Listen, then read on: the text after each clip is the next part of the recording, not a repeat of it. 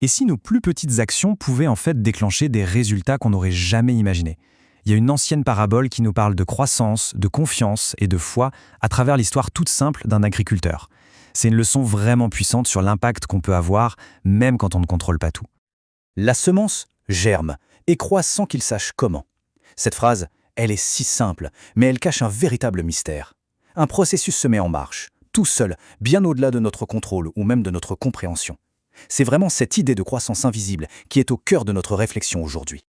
Alors la question qu'on peut se poser, c'est comment cette histoire si ancienne peut-elle encore nous parler aujourd'hui? Qu'est-ce qu'elle nous apprend sur notre propre capacité à initier le changement? Et puis sur l'importance de faire confiance au processus. C'est ce qu'on va explorer ensemble. Commençons par la base. Que veut dire semer dans ce contexte?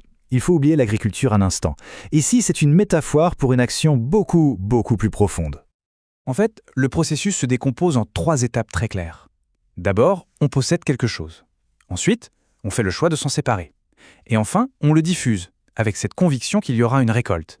C'est un véritable acte de libération intentionnelle, un vrai pari sur l'avenir. Mais attention, on ne peut pas semer n'importe comment. Pour que ce geste ait un sens, il faut des ingrédients bien précis. Bon, la première chose, la base de tout, c'est de reconnaître qu'on a tous quelque chose à offrir. Une semence, ce n'est pas forcément matériel. Ça peut être une compétence, du temps, une ressource. L'idée, elle est simple. Chacun de nous a quelque chose de précieux à partager. Deuxième point, qui est crucial, l'acte de semer implique à lâcher prise. C'est le choix de donner une partie de ce que l'on possède. Il y a une notion de sacrifice, c'est vrai, mais pas du tout comme une perte. Plutôt comme un investissement volontaire dans quelque chose de plus grand. Mais qu'est-ce qui alimente tout ce processus? Quel est le moteur? Eh bien, c'est la foi.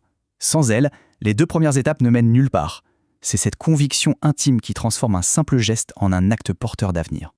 Et là, attention, on ne parle pas d'une foi un peu vague ou abstraite, non. C'est un ensemble de croyances très concrètes. Croire que ce qu'on sème a de la valeur, que la croissance est inévitable et que la récolte finira par arriver. Et par-dessus tout, c'est faire confiance à la force qui est à l'origine de tout ça. D'accord. Mais au fond, pourquoi faire tout ça? Qu'est-ce qui motive vraiment cet acte de foi? La réponse, elle est assez simple, c'est la promesse d'une récolte abondante. Le lien entre nos actions et notre état d'esprit est vraiment puissant. En choisissant où on investit nos trésors, c'est-à-dire nos semences, on dirige aussi notre cœur, notre attention. Autrement dit, semer, c'est choisir une direction pour sa vie. Il y a une garantie fondamentale derrière tout ça. Cet acte de semer, qui est souvent discret, fait sans chercher la reconnaissance, n'est jamais vain. La promesse est claire, il y aura une récompense pour cette fidélité invisible. Et alors, cette récolte promise, elle ressemble à quoi? Eh bien, elle est tout sauf modeste. Cette liste, ce n'est qu'un aperçu, mais elle montre la richesse des récompenses. On parle de choses symboliques, spirituelles, qui durent.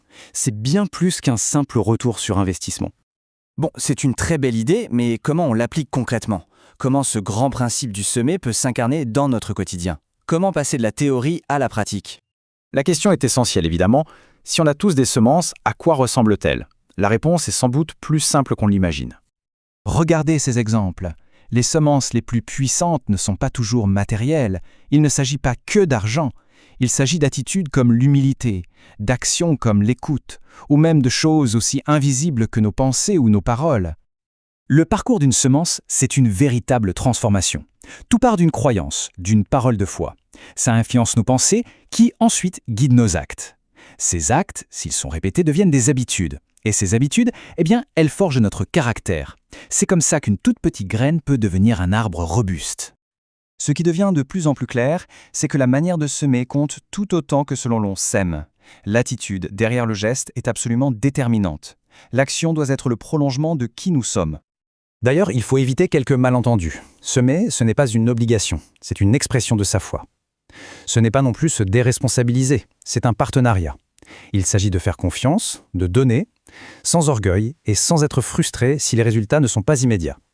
Finalement, tout pourrait se résumer à ceci: semer dans l'être et le faire. Il s'agit d'aligner ce que nous sommes avec ce que nous faisons. L'acte de semer n'est alors plus une simple tâche à accomplir, mais ça devient la manifestation naturelle de notre identité profonde. Alors, pour finir, posons-nous la question. Parmi toutes ces semences possibles, un mot, un service, un moment d'écoute, quelle est cette unique petite graine qu'on pourrait choisir de planter, là, dès aujourd'hui, avec foi?